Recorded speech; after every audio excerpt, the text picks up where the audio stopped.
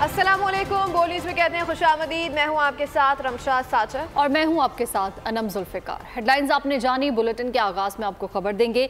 मखसूस नशिस्तों के केस में पीटीआई को बिन मांगे नशिस्तें दे दी गई। अक़लियती फैसले में 2 जजेस ने बहुत अहम आइनी सवालात उठाए हैं। जजेस ने लिखा है कि बेंच की अक्सरियत ने यह फैसला आइन के आर्टिकल से बाहर जाकर दिया है।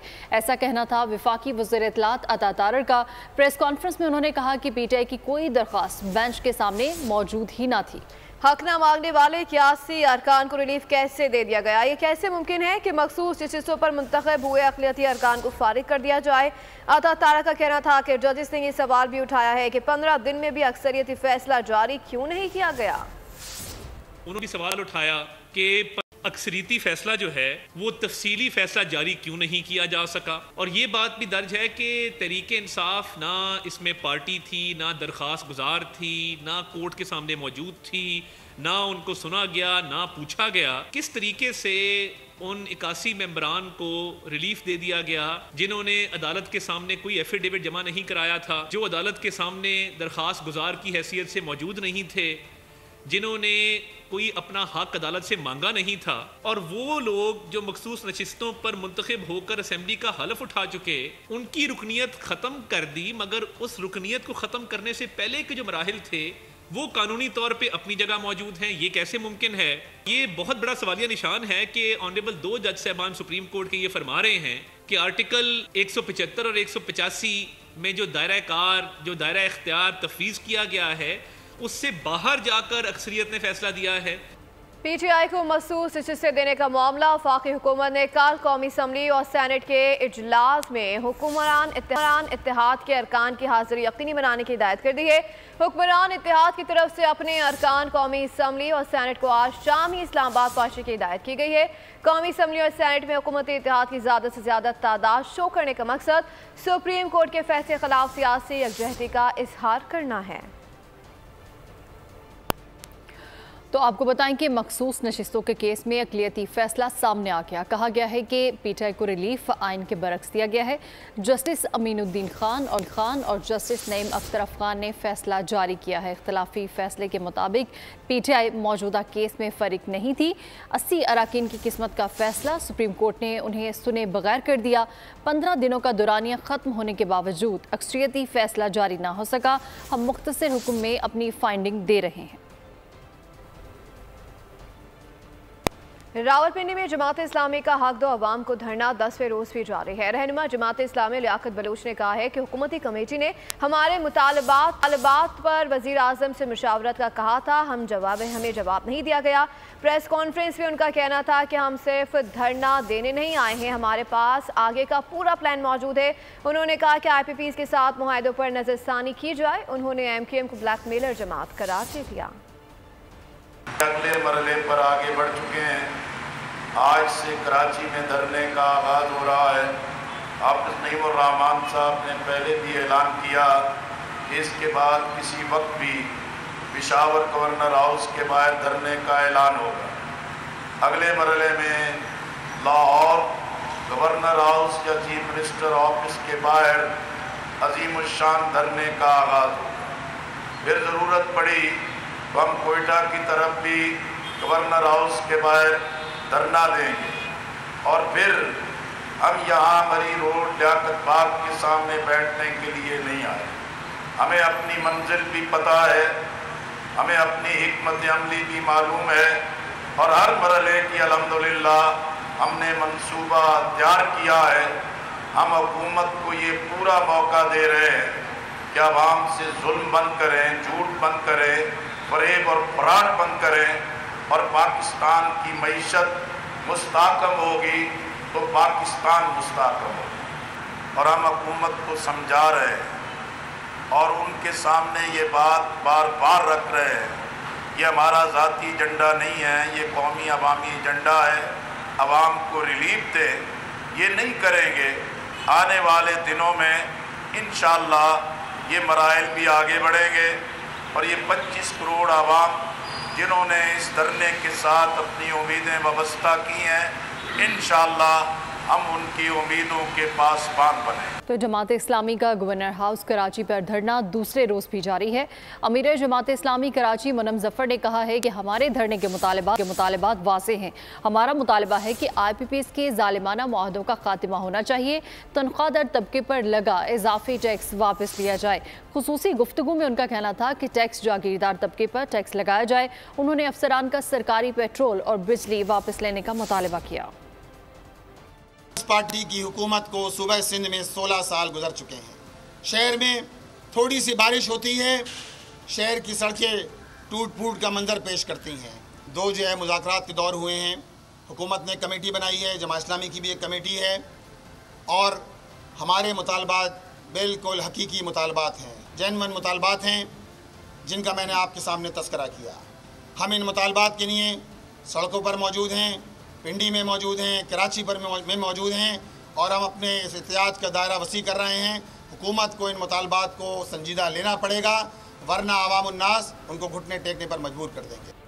खैबर पख्तूनख्वा में शदीद बारिशों ने तबाही मचा दी है। टांग में घर की छत गिरने से 3 अफराद जहाँ बहक हो गए हैं। बालाकोट के महानरी बाजार में सैलाब के बाइस मजीद 8 दुकानें दरिया कुन्हार में बह गई हैं। अपर चतराल में ग्लेशियर फटने से सैलाबी रेले सड़कों पर आ गए हैं। पुलों को भी नुकसान पहुंचा, कई इलाकों का राब्ता कट गया है। बलूचिस्तान के नशेबी इलाके में तुगयाने के बाइस राब्ता, सड़कें मुतासिर और मुतादिद इलाकों का आपस में ज़मीनी राब्ता भी मुनक़ता हो गया। मुख्तलिफ हादसात में अब तक 12 अफराद जिंदगी की बाजी हार चुके हैं।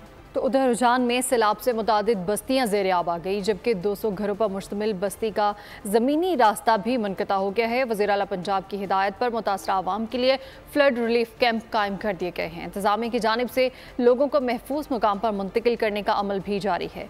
मज़ीद इस बारे में जानेंगे नुमाइंदा बोल न्यूज़ दानिश मज़ारी से। जी दानिश। जी बिल्कुल, इस वक्त मैं सेम नाला रुझान मुशर्रफ ट्रेंड जो था, ये ब्रोद को सैलाब से बचाने के लिए जो है ना, पानी को मुतबादिल रास्ता बनाने के लिए जो है ना, यहाँ पे दरिया सिंध में ये पानी कन्वर्ट होता था, ये बनाया गया है। हालिया सैलाब की वजह से, रोद कोई सैलाब की वजह से ये ट्रेंड टूट चुका है। जगह जगह इसको जो है ना शगाव पड़ गए। शगाव पड़ जाने की वजह से मकामी जो आबादियाँ हैं, जो मकामी बस्तियाँ हैं, वो ज़ेरे आब आ चुकी हैं। कल से ये खबर मीडिया पर नशर होने के बाद मरियम नवाज वज़ीर आला पंजाब ने नोटिस ले ली है। डिस्ट्रिक्ट हुकूमत इस वक्त जो है ना मुकम्मल तौर पर मुतहरिक हो चुकी है। इमदादी सरगर्मियाँ शुरू हो चुकी हैं। यहाँ पे इमदादी फ्लड रिलीफ कैंप भी लगा दिए गए। मकामी लोग हमारे साथ मौजूद हैं, हम उनसे जानते हैं। सर, ये जो ये बंद तैयार हो रहा था, जिसकी ये नई मिट्टी थी, अभी तैयार हो रहा था, अभी तैयार हुआ नहीं था, जिसकी वजह से पानी आने की वजह से ये जो है ना बिल्कुल टूट फूट का शिकार हो गया है। सेम नाला मुतादिद जगह से जो है ना टूट गया, जिसकी वजह से मुतादिद बस्तियाँ ज़ेरे आब आ चुकी हैं। जी।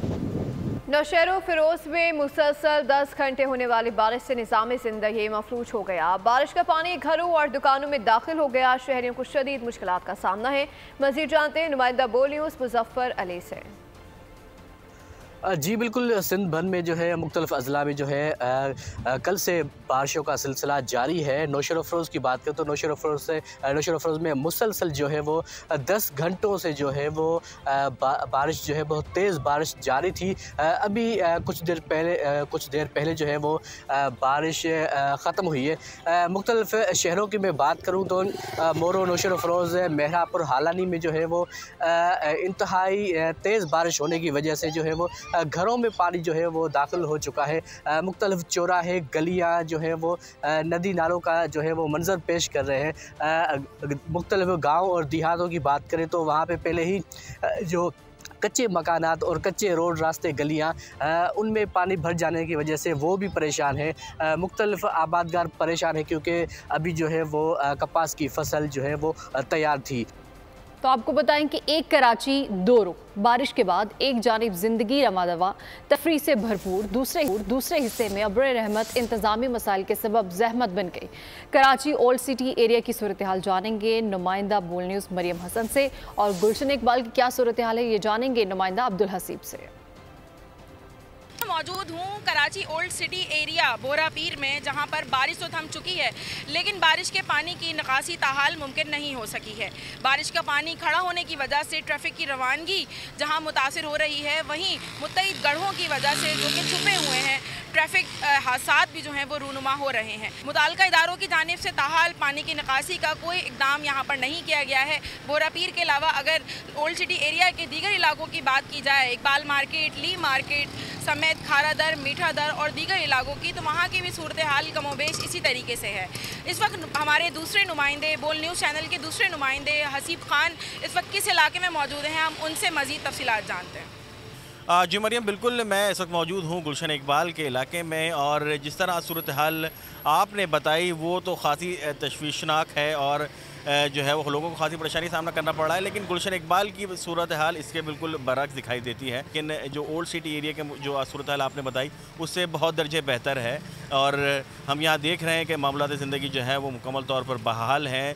लोग जो हैं वो घरों से बाहर हैं इस मौसम में। लेकिन इसके साथ साथ मरियम ये भी ज़रूर बताइएगा कि आपकी तरफ सूरत हाल इतनी संगीन है, वहाँ लोग हैं जो रिहायशी हैं, दुकानदार हैं, उनको किस परेशानी का सामना है वो बताइएगा। शहरी भी परेशान है, राहगीर भी परेशान है, और जो जिन अफराद की दुकानें हैं वो भी बहुत ज़्यादा परेशान है। शहरी हमारे साथ मौजूद हैं, दुकानदार हैं, यहीं के बोरापीर के ही रिहायशी हैं।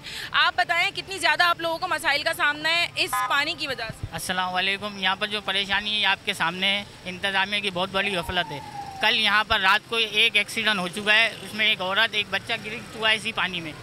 यकीनन बारिश के पानी की निकासी ना होने के सबब शहरी जो हैं वो शदीद ज़हनी अज़ियत का शिकार हैं। हसीब, अब आप बताइएगा कि आपके इलाके में लोगों को क्या मसाइल हैं? क्या लोग बारिश को एंजॉय कर रहे हैं? क्या बारिश के पानी की वहाँ से निकासी हो चुकी है?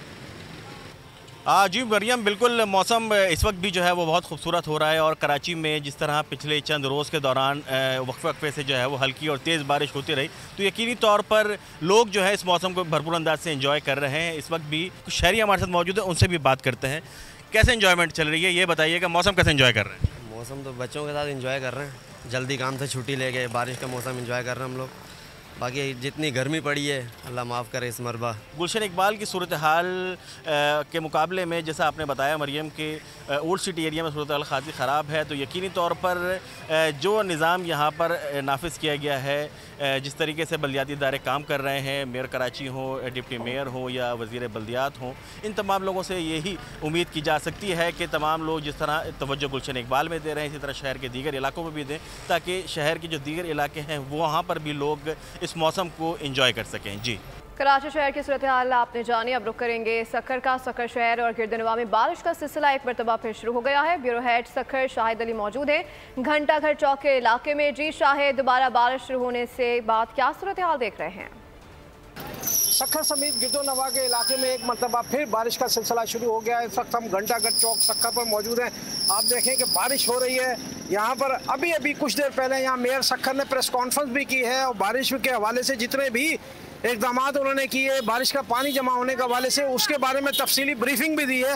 लेकिन अभी उनकी प्रेस कॉन्फ्रेंस जारी थी कि फिर बारिश का सिलसिला शुरू हो गया है। आसमान जो है वो स्याह बादलों से ढका हुआ है। बारिश का सिलसिला इस वक्त जारी है। एक मरतबा फिर जो है वो शहर के मुख्तलिफ इलाकों के में बिजली के फीडर जो है वो ट्रिप कर गए हैं। बारिश जो है वो हो रही है। गुज़िश्ता 24 घंटों में जो बारिश हुई थी उसका पानी इस पूरे इलाके में जमा हो गया था। घंटाघर चौक पर इस पूरे इलाके में जमा हो गया था। लेकिन म्युनिसिपल कॉर्पोरेशन इंतज़ामिया ने इंतहाई मुश्किल से जदीद मशीनरी के ज़रिए जो है वो पानी जो है वो उसका निकाल किया है। अब पूरे इलाके में जो है वो बारिश एक मरतबा फिर शुरू हो गई और ये ख्याल किया जा रहा है कि इस बारिश से एक मरतबा फिर जो है शहर की अहम शाहराहों और चौराहों पर पानी जमा हो सकता है। लेकिन म्युनिसिपल का अमला भी जो है वो जदीद मशीनरी के साथ अलर्ट नज़र आ रहा है। तो इस वक्त की जो सक्खर की सूरत हाल है वो ये है कि यहाँ पर बारिश का सिलसिला एक मरतबा फिर शुरू हो गया है। जी ठीक है शाहिद अली, बहुत शुक्रिया। मीरपुर मधेलों में गरज चमक के साथ मानसून की पहली बारिश से गर्मी का जोर टूट गया है। बच्चे बड़े सभी बारिश का मजा लेने के लिए घरों से बाहर निकल आए हैं। तेज़ बारिश से नसीबी इलाकों में पानी जमा हो गया है। बिजली की फराहमी भी मुअत्तल हो चुकी है। मज़ीद तफसीलात HB बलोच की इस रिपोर्ट में देखिए।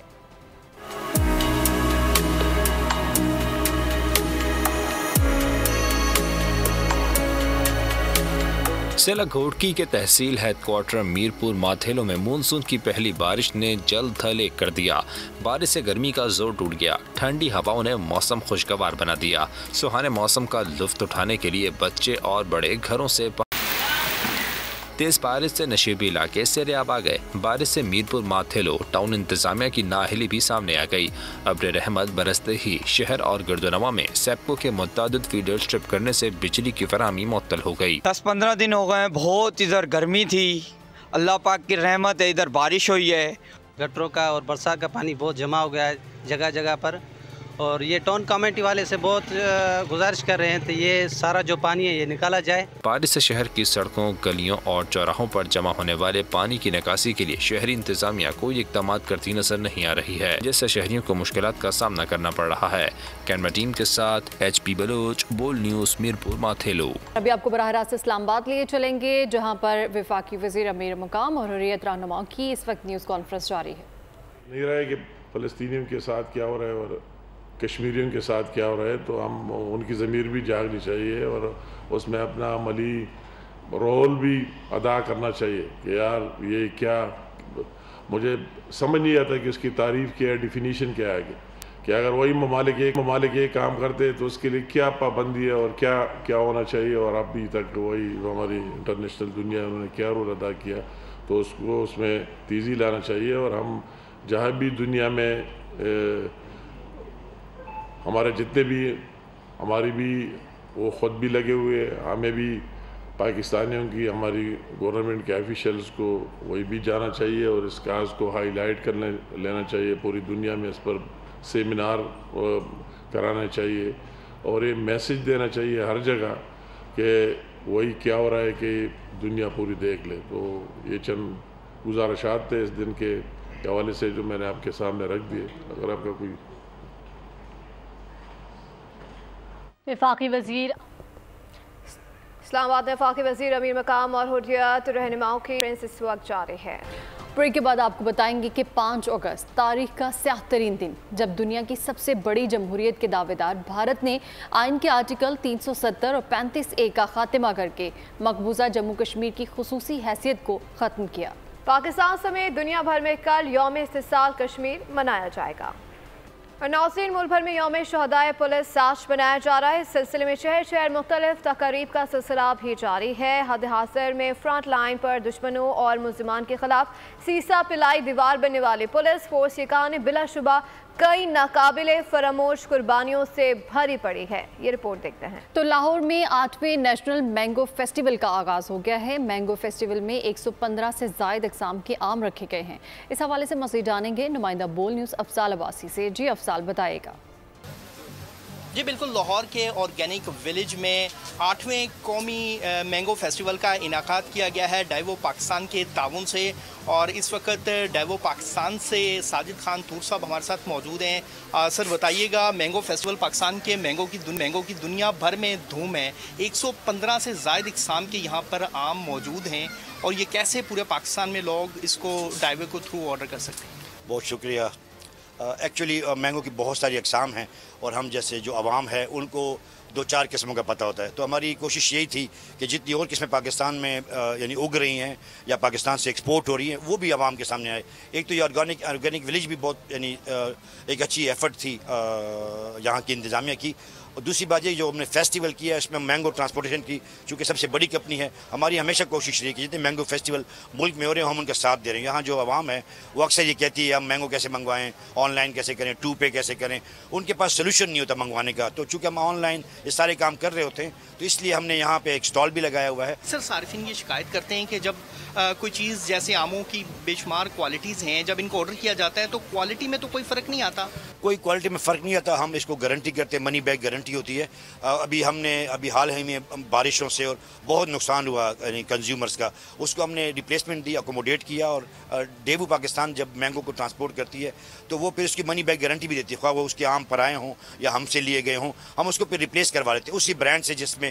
तो आप देख रहे होंगे हमारे टर्मिनल भी गए हुए हैं कि वहाँ कितना रश होता है, और ये रश की सबसे बड़ी वजह ये हम पे एतमाद, मौसमों की गर्मी भी यानी इस वक्त शिद्दत पे होती है, बारिशें भी शिद्दत में होती हैं, मगर हम कस्टमर्स को अकोमोडेट कर लेते हैं, हमारे फार्मर्स के साथ एग्रीमेंट्स होते हैं, हम रिप्लेस कर लेते हैं। जी बिल्कुल, ये 8वें मैंगो फेस्टिवल का जो फेस्टिवल है ये अभी जारी है और यहाँ पर जो आने वाले सार्फिन हैं उनको ऑनलाइन मैंगो वो अब अपने घर बैठे ऑर्डर करें और डाइवो पाकिस्तान के थ्रू जो है वो अपने डोर स्टेप्स पर ये मंगवा सकते हैं। इसके साथ खबरों में फिर वक्त इतना है। देखते रहिए बोल्ड। सब्सक्राइब करें और बेल दबाएं ताकि कोई खबर रह न जाए।